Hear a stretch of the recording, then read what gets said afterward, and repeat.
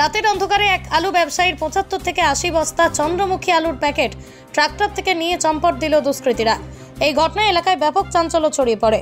মঙ্গলবার ঘটনাটি ঘটেছে হুগলির আরামবাগ ব্লকের মলয়পুর ১ গ্রাম পঞ্চায়েতের ফতেপুরে। আলু ব্যবসায়ীর নাম মিলন ঘোষ। জানা গেছে যে ওই ব্যবসায়ীর বাড়ি লাগোয়া গাড়িটি রাখা ছিল সোমবার প্রত্যেক দিনের মতোই।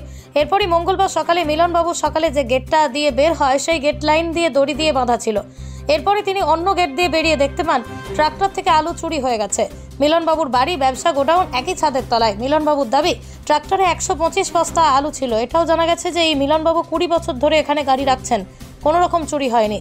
এটাও জানা গেছে যে আলুর মূল্য প্রায় ৭৫ থেকে ৮০ হাজার টাকা। এই ঘটনায় আলু ব্যবসায়ী মিলন ঘোষ তিনি দ্বারস্থ হয়েছেন আরামবাগ থানার। ঘটনা প্রসঙ্গে জানাচ্ছেন আলু ব্যবসায়ী কি, তার মুখ থেকে শুনুন বিস্তারিত।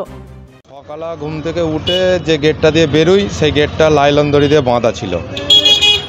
অন্য গেট দিয়ে বেরিয়েছি, দেখছি ট্র্যাক্টরটাই সামনে, দেখছি মানে অর্ধেকের বেশি আলু নেই, আনুমানিক ৮০ খানার মতো আলু নাই, বাকি সবটাই আছে।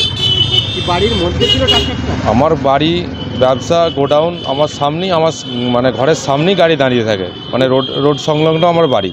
কোনো বাউন্ডারি থাকে না? না, বাউন্ডারির ভেতর গাড়ি থাকে না। এটা কি মালটা কবে রেখেছিল? কালকে ধরুন সন্ধ্যা রাত্রের পর, মানে এবার সকালবেলা স্টোর যাবে সেই রকম পরিস্থিতি। কত কি মাল ছিল? হ্যাঁ, আনুমানিক ধরে ১২৪-২৫ খানা গাড়িতে লোড ছিল। কতটা নিখোঁজ চুরি হয়েছে? ওটা আনুমানিক ওটা ৮০ খানাই হবে, ৭৫-৮০। কি আলু ছিল? চন্দ্রমুখী আলু। কত টাকা দাম হবে?